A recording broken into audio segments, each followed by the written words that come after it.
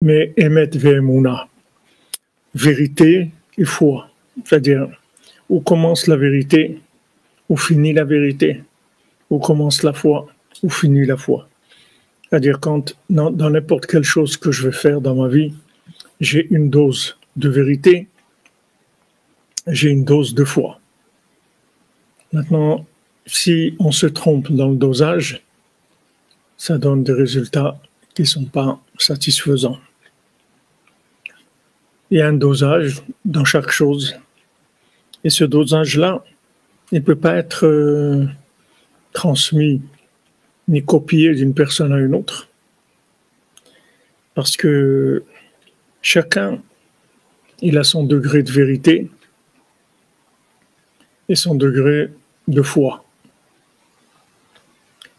Donc maintenant, plus la vérité est faible, plus il va avoir besoin de foi. Maintenant, plus la vérité va être grande, et plus le niveau de la foi il va augmenter aussi.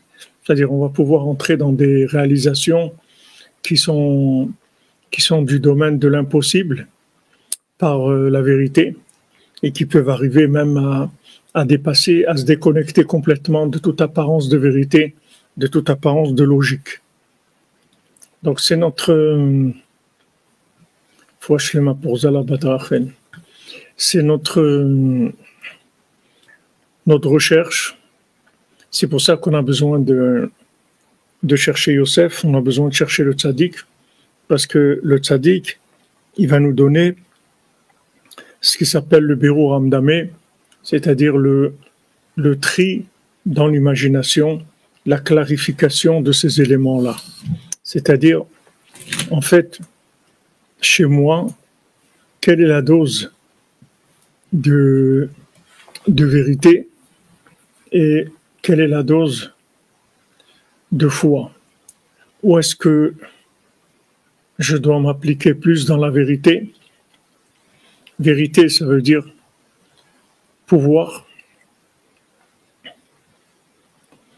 Et foi, ça veut dire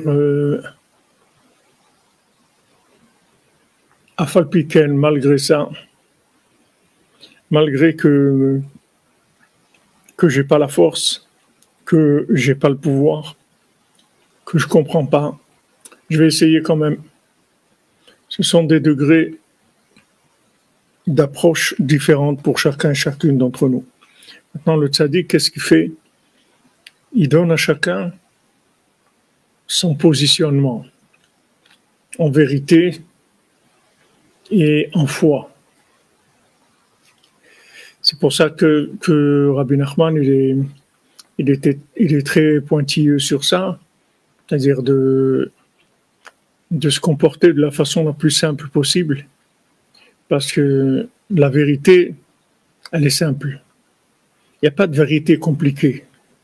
Dès qu'on parle de compliqué, ça veut dire qu'il y a, comme on dit en guy sous roche, il y a quelque chose qui ne va pas. La vérité, elle n'a pas besoin d'être compliquée. La vérité, elle est simple. Plus quelqu'un, il va être vrai, et plus ça va être simple. Les choses vont être simples. Donc Rabbi Nachman, il est très, très pointilleux sur ça. On voit le Baal Shem Tov aussi, que le Baal Shem Tov, il n'était pas du tout d'accord avec toutes les notions, toutes les attitudes qui étaient un petit peu exagérées, même dans la spiritualité. On voit que le grand-père de Rabbeinu, Rav Nachman Rodinker, qui était un des élèves les plus proches du Baal Shem Tov, on voit que il avait demandé à Hachem que Hachem il lui donne un pouvoir, que ce pouvoir-là, c'est que ils n'entendent que quand on parle de Torah, c'est tout. Sinon que ses oreilles se bouchent, c'est-à-dire qu'ils soient sourds comme le mendiant qui est sourd, il est sourd à toutes les paroles qui ne sont pas des paroles de Torah, des paroles qui concernent la divinité. Donc, il a reçu ce pouvoir-là. Mais le Baal Shem Tov, il n'était pas d'accord avec ça. Aussi, quelqu'un, une fois, il a demandé au Baal Shem Tov qu'il lui donne le pouvoir de comprendre le langage des oiseaux. Alors, le Baal Shem Tov, il était pas d'accord avec ça. Il lui a dit, si Hachem, il sait que pour le servir, pour le connaître, pour te rapprocher de lui, tu as besoin de connaître le langage des oiseaux, alors il va te le donner. Hachem, il va pas t'empêcher d'avoir ce que tu as besoin d'avoir pour te rapprocher de Dieu. Donc, c'est pas la peine de demander des pouvoirs, des choses extraordinaires, parce que c'est pas ça le chemin du service divin. Le service divin, c'est là où je me trouve dans la plus grande simplicité. Je vais demander à Dieu de m'aider à avancer, de m'aider à voir clair, de faire les bons choix et de trouver le tzaddik, c'est-à-dire que je puisse rentrer dans la yeshiva du tzaddik, que je puisse rentrer sous la tutelle du tzaddik, de manière à ce que le tzaddik il me prenne en charge, il soit mon tuteur et il m'oriente dans mes choix.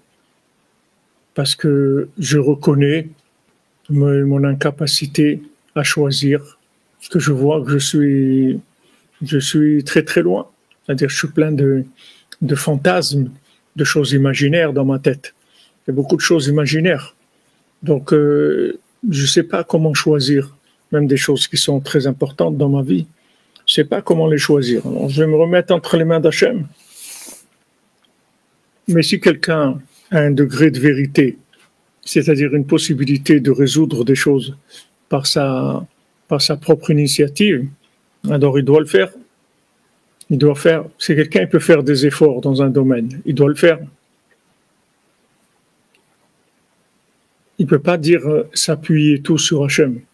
Il peut pas mettre tout sur Dieu et dire je peux pas. Il y a toujours quelque chose que tu peux faire. Toujours. Il y a aucun domaine où tu peux pas faire quelque chose. Il y a toujours une petite chose que tu peux faire. Et cette chose-là, cette petite chose que tu peux faire, même si elle est toute petite, sur ça, on va pas te faire de cadeau.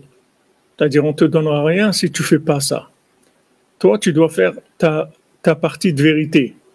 Maintenant, cette partie de vérité que tu as, elle peut être infime, très petite. C'est pas grave. Mais il faut le faire quand même. Cette petite éveil personnel, il est indispensable si tu veux l'intervention divine.